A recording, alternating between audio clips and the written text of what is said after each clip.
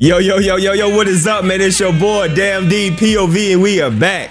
We are back with another epic reaction video to Kwame Brown doing a live interview with Freddy P from Making the Band. Yo, this is going to be epic. They are actually going live right now, so I'm going to react to it while I'm watching it live with y'all. And I think they're talking about the infamous cheesecake. Walk to the cheesecake right now. So if you're new to the channel, man, y'all hit that subscribe button, man. Y'all hit that subscribe button because your boy Damn D goes live.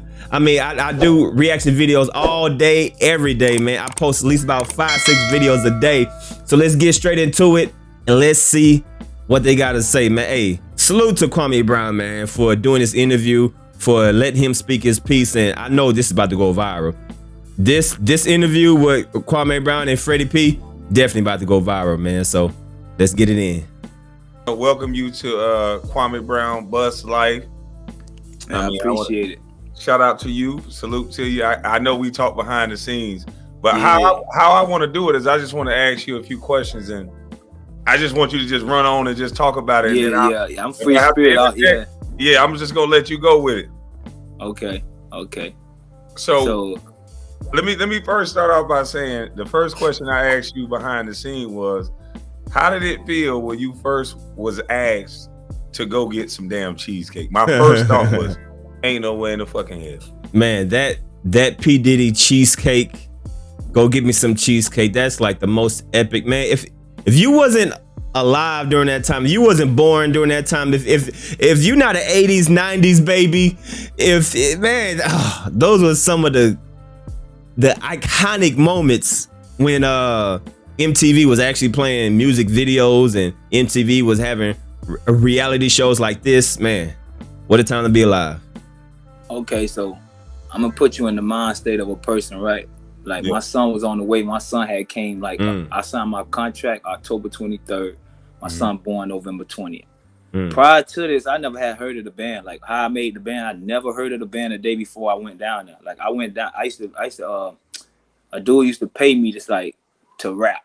Just to stay out the streets, you know what I'm saying? This dude who ran this label, he had like the biggest independent label down here. So long story short, I'm down there. I used to hustle. We had a car wash out there while we was hustling on the weekend, you know, to throw the police off and shit. So I'm giving the lady her change. I remember like it was yesterday. She come to get 220s. She gave me a 50. I'm counting 10. I'm counting 10 out.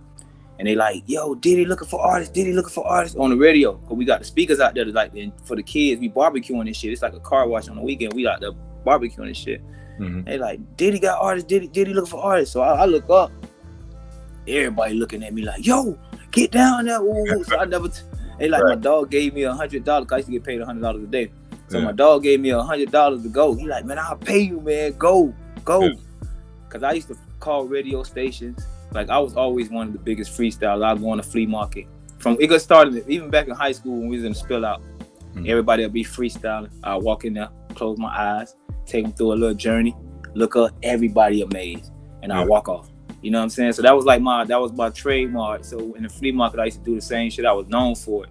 So the dude who owned the shop, he wanted to pay me. So I'm just placing you in the mind state of what I was. I was always in the streets with it. So the whole year I was selling dope. We had a trial. I was preparing for my son. I wasn't thinking about no music. I never wanted to be a famous rapper because when you was from Miami, nobody had ever been outside of Miami and had a deal. You get what I'm saying? So I had just I told my brother I'm on the interview and he still texts me. So I had just like that whole year was grinding, and then when that shit happened, it was like a month. I went down there and my baby mom was like 6 months pregnant, and they like, Diddy, looking for artists. He looking for artists. I go down there, I see that line, I'm about to leave. I'm like, man, I ain't got time for this. I had just got out of juvenile. I had on my day juvenile detention shorts and shit. So I was on some street shit the whole time. So when he signed me, he didn't even understand what he was signing like that year. You know what I'm saying? I've always ran my neighborhood since I was a kid. Either my brothers, you know what I'm saying? I've never been the background dude in no neighborhood. My family big. Yeah. So I always ran my neighborhood, and I had a whole chain of young niggas up under me on the command, moving how I say, since I was a kid, because you know I've been doing things for them to keep them alive for a long time. So when I made it to the band, I'm looking at this nigga and he asked me to walk for a cheesecake. It was on some shit like but what people didn't understand was if I didn't walk the band, it was a band thing. You know, the band was gonna be affected. That's why they was like, "Come on, yo," and I'm like, and I retaliated like that. My response was, "Man, fuck this nigga," like, you know what I'm saying? Like, all right, come on, I'm gonna do it for y'all. It ain't for him no more. Right. I felt disrespected. Like, even when we was in there, people see him. He like, Fred. He gotta ask me extra times. Like, Fred, yo, you gonna go? I'm looking at his homeboy. Yo, get me one too. I looked at that nigga. I say, I'll get you a cheesecake, and you changing my life. I ain't getting that nigga shit. And I walked straight out, you know what I'm saying? Yeah, they tried to like, I felt like a sucker, you know, like anybody would. Definitely, bro. I mean, but that was definitely like you had to put your pride to the side type shit. Like that was definitely you had to put your pride to the side type shit. Like, all right, this is gonna better me. So let me just put my pride to the side. Let me go get this cheesecake. But that was definitely a moment where you had to pick your career or your pride, you know what I'm saying? It's like, man, I really don't want, man, what the fuck I look like going, like, low key, making the band was the first DoorDash. Making the band was the first Uber Eats, bro. That's kind of fucked up, but you know what I mean? Hey, you gotta do what you gotta do, and you gotta respect the hustle.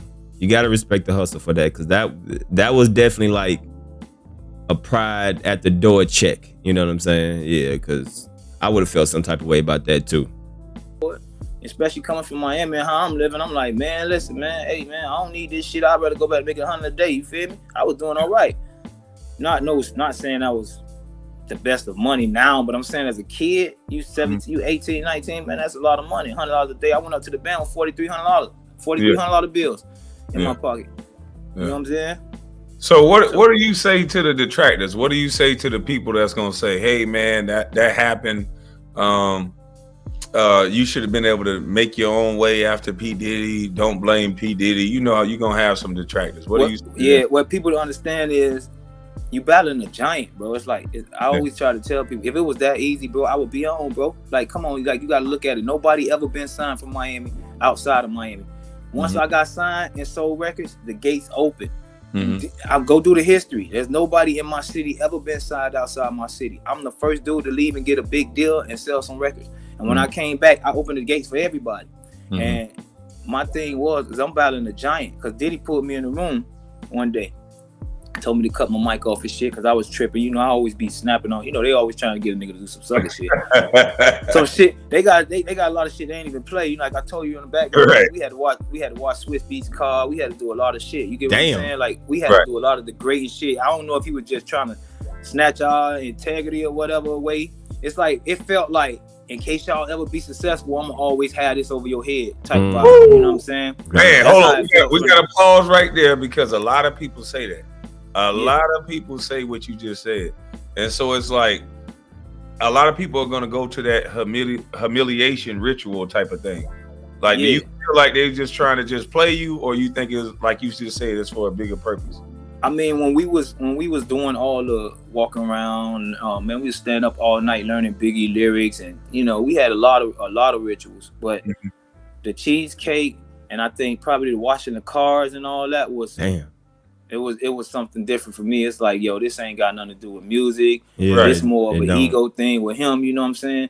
And I'd do anything for my members, you know what I'm saying? Like, I wouldn't care no more. Like, people don't understand. I would sacrifice my life for people. That's just what I do. I've always been like that. I guess that's why God protect me. They say God protect fools. Because I always put other people first. You get what I'm saying?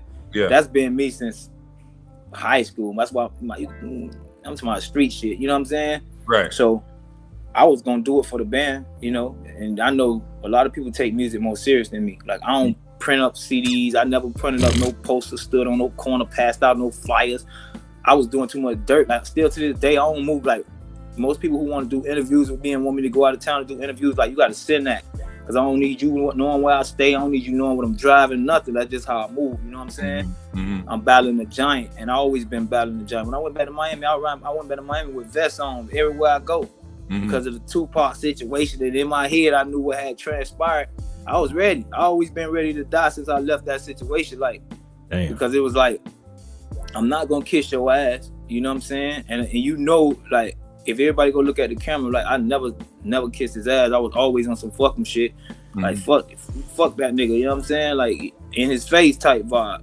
And it wasn't out of disrespect. It was out, I felt he disrespected us a lot. You know what I'm saying? Right. So what? Damn, man. So I'm going to end it right there. I'm going to make different parts of this live stream, but this first part was pretty much Freddy P talking about the whole infamous cheesecake thing. And not only that, he said that P. Diddy made them wash Swiss Beats car. Yeah, that ain't got to do nothing about rap. That ain't got to do nothing about rap. That's some egotistical, narcissistic, mind controlling, slave mentality type stuff. Like, that's crazy. What does washing cars and getting cheesecake got to do with how good you can put down rap verses and how creative you can be in the booth? That is crazy. But they mostly did all that extra bullshit for the TV, right? That was just for the TV. That was just for MTV, just to make it entertaining. Other than that, I mean, in regular real life, they wouldn't have to do stuff like that, but that was just for the TV type shit. But anyway, man, salute to Kwame Brown. This is part 1. I am going to break this up in part 2s, and if y'all want to watch the full interview, make sure y'all go to A Bus Life. Salute to Kwame Brown. Go subscribe to Kwame Brown's channel, A Bus Life. And other than that, it's your boy Damn D. POV. We out of here, man. Peace.